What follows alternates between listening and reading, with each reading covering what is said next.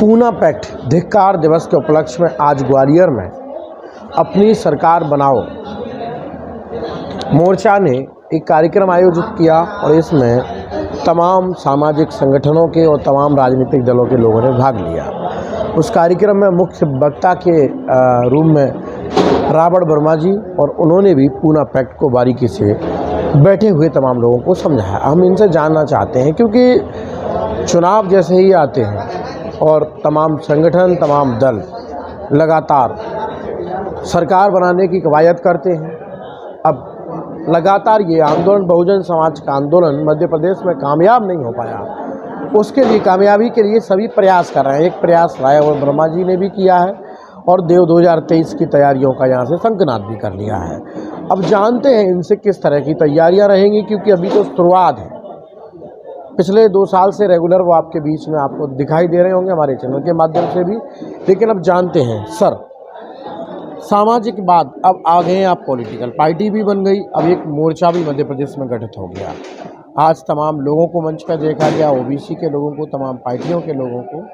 तो किस तरह की ये 2023 में प्लानिंग रहेगी, किस तरह ये संघ मोर्चा काम करेगा और कैसे आप 2023 के आने वाले चुनाव को देखते हैं?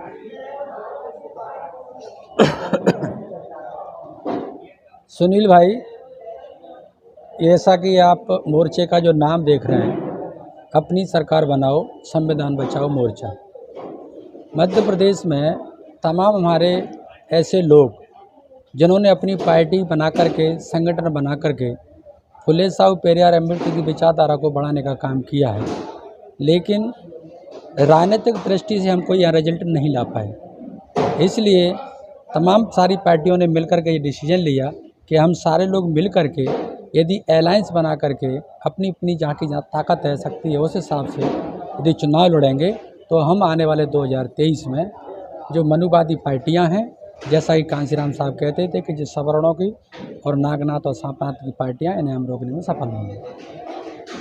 अभी 23 के लिए बहुजन समाज पार्टी भी है, भीम आर्मी भी बहुजन समाज की बात करती है, दस्तक दे रहे हैं, लगातार भी सक्रिय भी हो गए हैं। अब इस दौर में उसी समाज के बीच में आप जाएंगे तो कहीं ये बात नहीं है कि ये वोट काटने वाली बात होगी, ये तमाम आरोप भी लगेंगे आप पे?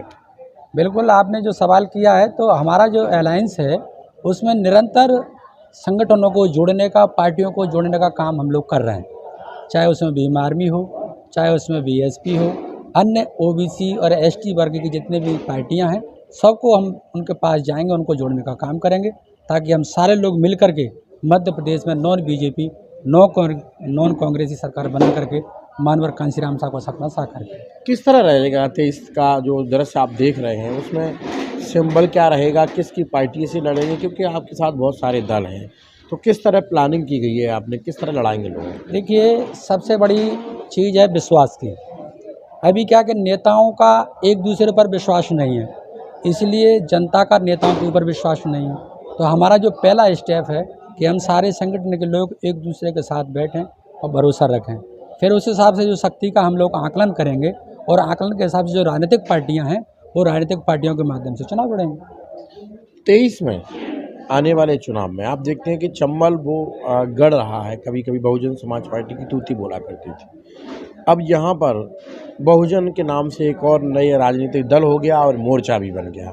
अब आप उतरेंगे तो समाज को कैसे भरोसा होगा, किस तरह भरोसा दिलाएंगे आप? भाई, समाज को हम इस प्रकार से भरोसा दिलाएंगे कि सबसे बड़ी चीज़ है कि सारे नेता एक मंच पे आ रहे हैं, तो जनता को ये लगेगा कि जो लोग आपस में जो लड़ रहे थे, जिससे हमारी शक्ति बढ़ रही थी, हमारे वोट बढ़ रहे थे, तो वो अब ख़त्म हो गया। सारे लोग एक दिशा में काम कर रहे हैं, तो निश्चित रूप से सफल होंगे, तो जनता हमारे पर भरोसा करेगी। 23 के और 24 के चुनाव को देखते हुए कांग्रेस की राहुल गांधी जी भारत जोड़ो यात्रा निकाल रहे हैं।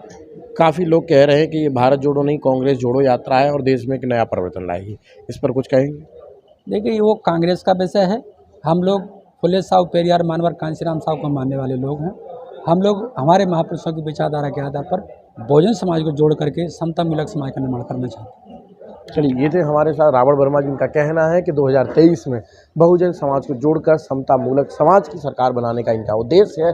अब 23 में होता क्या है, किस तरह इनका काम रहेगा, वो आपको लगातार देखने को मिलता रहेगा। क्या 23 में इनको कामयाबी मिलेगी, क्या 23 में बहुजन समाज का सपना मध्य प्रदेश में इस बार पूरा होगा, जानने के लिए बने रहिए और देखते रहिए। कैमरा पर्सन उदय वानरगल के साथ ब्यूरो रिपोर्ट, लोकनायक न्यूज ग्वालियर।